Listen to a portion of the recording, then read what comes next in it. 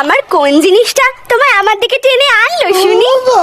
তোমার ওই ফুটফুটে গায়ের রং, হরিণের মতন চোখ, শরবতি আলুর মতন সাদা পেরোয়া পেরোয়া গাল, কালো জামের মতন তোমার ঘন রেশম চুল। ও শক্তি, আমার এত প্রশংসা কেউ কখনো করেনি গো। তোমার মুখে একটু ফুল চন্দন পড়ুক। না না, ওসবের আবার দরকার নাই। কেন? আরে ফুলের সঙ্গে যদি ভুল করে দুটো তুলসী পাতা চোখে এসে পড়ে, তাহলে তো হরি হরি বল। হরি বল। তুমি না সব সময় খালি মজা করো।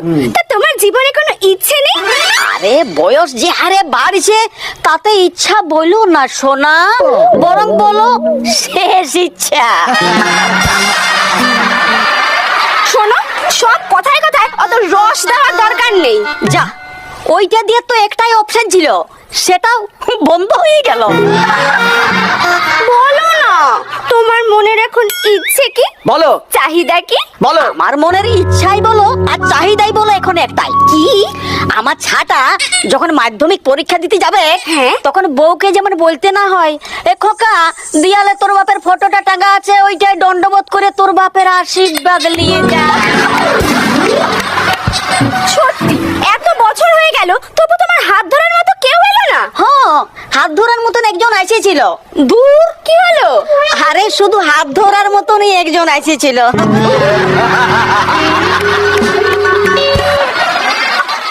তা জীবনে কি চাই? জীবনে একটুকু সুখ চাই, একটু শান্তি চাই। কিন্তু ভেবে দেখো, তুমি যে সুখ চাইছো তাতে কিন্তু শান্তি নেই।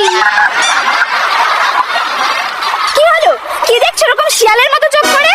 ওই শিয়াল চিরকাল গাছের আঙ্গুরের দিকে তাকায় হয়ে গেল। সেটা টক না মিষ্টি আর জানাই হলো নাই। ধ্যাৎ, কি সবের গল্প বলছো? আরে কিসবের গল্প লয়, এটা ইসবের গল্প। তুমি না বয়সেই শুধু বড় হয়েছো, মনটা এখনো ছোট। আরে মনটা দেখলে কই? বুঝতে পেরেছি। কি বুঝতে পারেছো? তোমার এখন মন কেমন করছে? তোমাকে ভরসা পাচ্ছি, দেব এখনই?